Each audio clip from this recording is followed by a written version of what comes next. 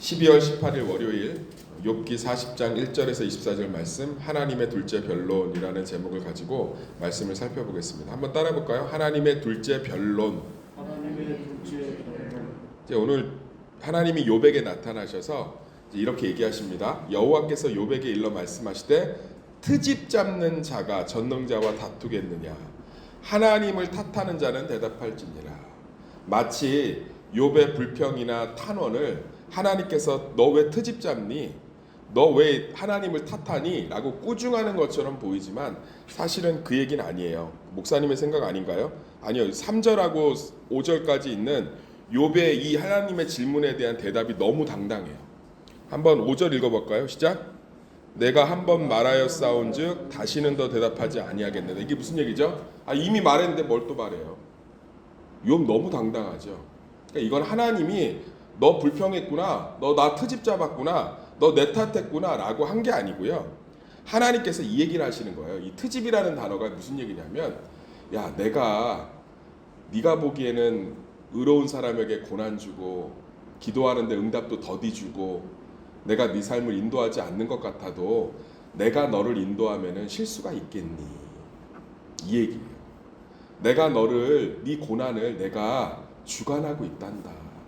네가 보기엔 내가 참 답답하겠지만 너를 완벽하게 인도하고 있단다. 그래서 그 얘기예요. 그러니까 만약에 하나님의 불평을 꾸중하실 거면, 원망하는 것을 꾸중하실 거면 그 단어를 꺼냈겠죠. 근데 트집이라는 단어가 이 하나님적 위트예요.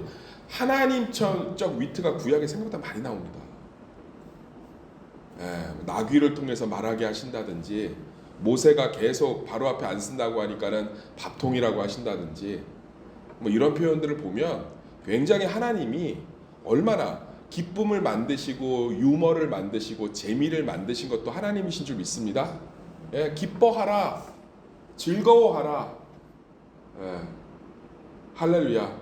그러니까 우리는요, 예수님 이 땅에 오셔서 고난 받으셨고 정말 암탉이 자기 새끼를 날개 아래 모으듯이 몇 번이냐 하면서 꺼이꺼이 우시기도 했지만 바리새인들이 그가 식사하는 모습을 보고 죄인들의 친구고 먹기를 탐하는 자라고 욕했어요. 그러니까 식사하실 때는 어떻게 하신 거예요? 유쾌하셨던 거예요. 그러니까 우리가 참 이 유교적인 문화 때문에 진지한 것이 무엇인지에 대한 이 기준들이 성경적이 않아서 그렇지, 하나님 자체가 굉장히 어디 트집 잡느냐, 그러니까 내가 실수가 있겠니? 내가 네 삶을 얼마나 사랑하고 내가 너와 함께하는데 이 고난 가운데 내가 어찌 역사하지 않겠니? 내가 어찌 너를 내버려 둘 수 있겠니? 이런 얘기예요. 욥이 뭐라고 그러냐면 3절부터 5절 제가 앞에 좀 말씀드렸지만, 보소서 나는 비쳐나오니 무엇이라 주께 대답하랴 손으로 내 입을 가릴 뿐이니이다. 또 겸손하게 얘기해요. 손으로 입을 가린다는 건 내 죄가 있나이다 이 뜻이니까, 하나님 내가 주님 앞에서 어찌 의롭다고 하겠습니까? 근데 두 번은 말 안 합니다. 다 아시잖아요. 욥이 하나님에 대한 신뢰가 얼마나 굳건할지 아시죠?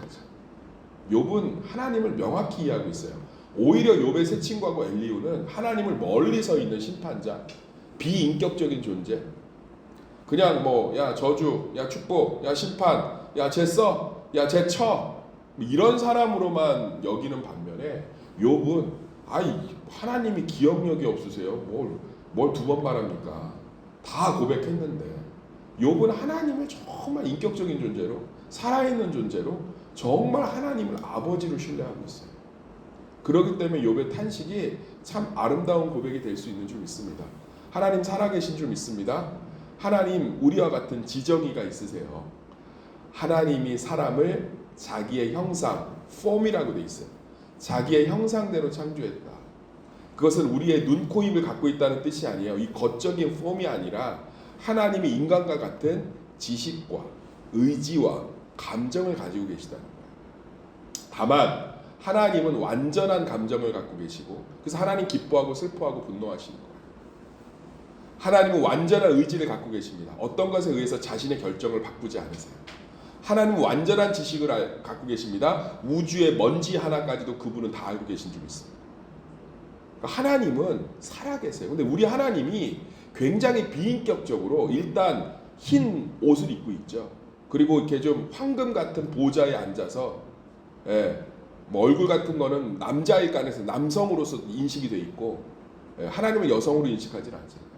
그리고 굉장히 목소리도 근엄하고 우리가 만들어낸 신이죠.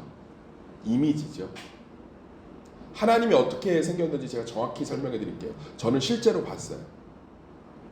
예수 그리스도의 모습으로 생기신 줄 믿습니다.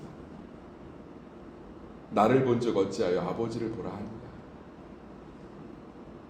우리를 사랑하시고 십자가 위에 죽으시고 우리의 슬픔에 슬퍼하시고 우리의 웃음에 웃고 이 성전을 3일 만에 허물라고 하면서 죄 앞에서는 누구보다도 분노하시고 그러면서 자기를 죄인이라고 인정하는 과부와 세리들은 누구보다 따뜻하게 대해주시는 그분이 하나님이신 줄 믿습니다. 그러니까 우리가 만들어낸 하나님이 아니라 성경이 말하는 하나님은 예수님인 줄 믿습니다. 어찌하여 하나님을 찾고자 하십니까? 어찌하여 하나님을 그리십니까? 이미 아버지 안에서 예수 안에서 우리에게 보이셨는데 그 하나님이 우리 하나님 되신 줄 믿습니다. 그러면서 이제 하나님이 얘기를 하잖아요. 이제 8절부터 9절 이게 오해가 살 수 있는 구절이에요. 8절 9절을 좀 같이 읽어볼게요. 시작. 내가 내 공의를 부인하려느냐 내 의를 세우려고 나를 악하다 하겠느냐 내가 하나님처럼 능력이 있느냐 하나님처럼 천둥소리를 내겠느냐. 욥이 지금 계속 하나님한테 항변한 일관된 주제가 뭐냐면 나는 의롭다는 거예요. 나는 이런 고난을 받을 만한 죄를 짓지 않았다는 거예요. 나는 이런 고난을 당할 만한 사람이 아니라는 거예요. 그것에 대해서 하나님이 욥의 새 친구와 비슷한 관점으로 얘기하시는 것 같아요. 보면 내가 공의를 부인하려느냐 내가 의를 세우려고 네 의를 세우려고 나를 악하다 하겠느냐 내가 하나님처럼 능력이 있느냐 하나님처럼 천둥소리를 내겠느냐 이게 지금 욥의 새 친구하고 비슷한 관점이잖아요. 전혀 아니에요. 전혀 아니에요. 지금 이 얘기를 잘 들으셔야 됩니다. 그럼 14절이 핵심이에요. 14절 읽어보겠습니다. 시작. 그러하면 내 오른손이 너를 구원할 수 있다고 내가 인정하리라. 이 얘기가 뭐냐면 너 왜 의롭다고 하니?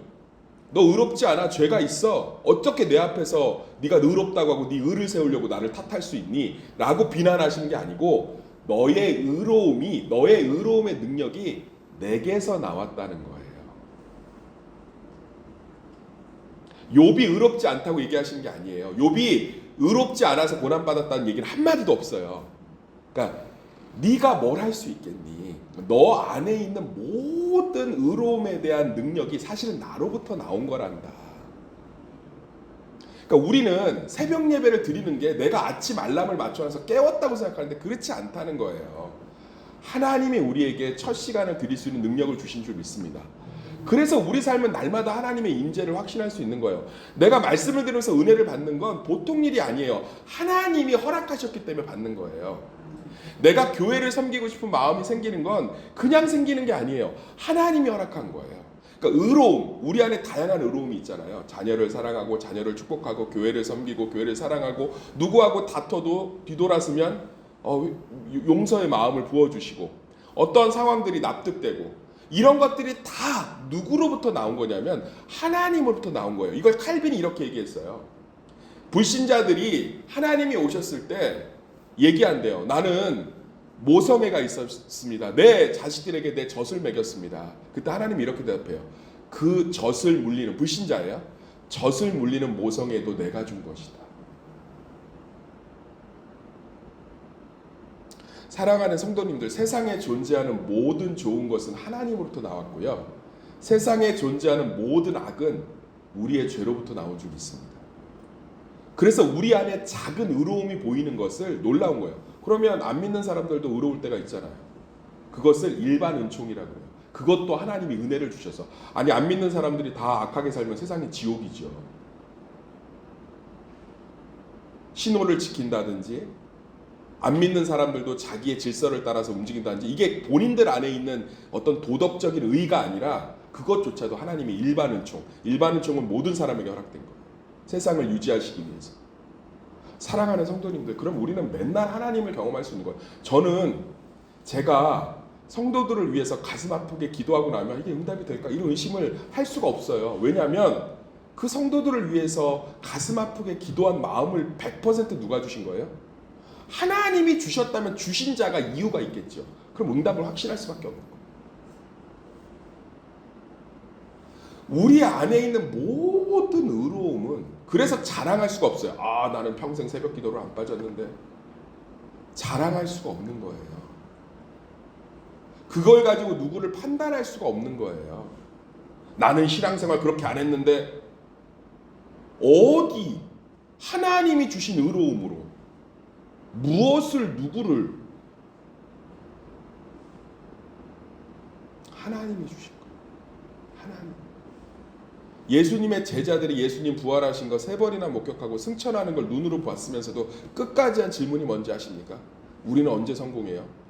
그러던 예수님의 제자들이 오순절 마가다락방을 통해서 하나님의 의가 부어지니까 십자가에 꺾걸려 못 박는 순교자들이 됩니다.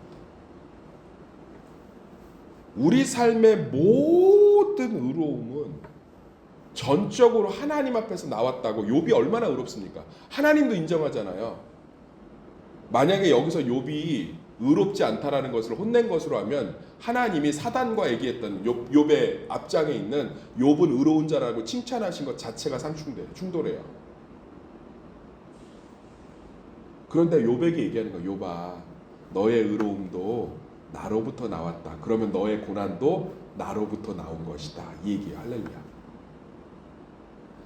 너의 의로움이 너로부터 나온 것이 아니라 나로부터 나왔다면 너의 고난도 나로부터 나온 것이란다. 하나님으로부터 나온 고난은 축복인 줄 믿습니다. 이거예요. 왜 이 시대에는 기적이 없냐고요? 맨날 그러잖아요. 뭐 예수님 때는 뭐 무리도 걸으시고 막 죽은 나사로도 살리고 막 홍해도 갈라지고 구약 시대는 천지빛깔이가 다 기적 얘기잖아요. 믿음이 없어서 기적이 없는 게 아니고 예수 그리스도가 기적의 완성인 줄 믿습니다. 우리가 예수를 믿는 게 하나님의 전적인 선물이요. 하나님이 세상을 7일 동안 창조했다고 얘기해 보세요. 요즘 다 비웃어요. 그것이 믿어지는 것이 하나님의 기적이요. 매 주일을 사모하며 하나님의 말씀 앞으로 나오는 것이 기적 중에 기적이요. 내가 예수님을 믿으면 천국에 간다고 믿는 것이 기적 중에 기적이요. 더 이상 어떤 기적이 필요해요? 죽은 자가 3일 만에 살아나서 우리 안에 의로움이 회복되어서 성령이 우리 안에 내주하시는 기적 외에 어떤 기적이 필요하길래 그렇게 기적을 많이 우리가 찾고 다닙니까? 귀 있는 자는 들을지어다. 예수 그리스도가 이루신 기적이 온 우주적 기적인 줄 믿습니다. 죽을 수밖에 없는 죄인이 그 죄를 하나님이 자신의 아들에게 짐지어 완전히 용서해 주신 그 기적 외에 무슨 기적이 더 이상 필요하겠습니까? 저는 목회하면서 정말 많은 기적적인 상황들을 듣고 봐요. 병이 나았다든지 정말 말할 수 없는 방법으로 문제가 해결됐다든지. 저는 선교 현장에서 잔뼈가 굵었잖아요. 선교 현장은 하나님이 펄펄 날아다녀요.